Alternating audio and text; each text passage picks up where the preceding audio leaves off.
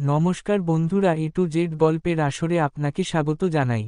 আজ আমরা পরিচিত হব এক অসাধারণ ইনডোর প্ল্যান্টের সাথে, যার নাম মনস্টেরা ডেলিসিওসা। বাংলায় অনেকে একে বলেন গর্তওয়ালা পাতা লতা বা ফল সালাদ গাছ। এই গাছের বিশেষত্ব হল এর বড় বড় পাতা, যেখানে প্রাকৃতিকভাবেই গর্ত বা ছিদ্র তৈরি হয়। এ কারণেই একে অনেকে সুইস চিজ প্লান্ট নামেও চেনে। মনস্টেরা একটি জনপ্রিয় ইনডোর প্ল্যান্ট, কারণ এটি কম আলোতেও ভালোভাবে বেড়ে ওঠে এবং ঘরের সৌন্দর্য বাড়ায় কয়েকগুণ।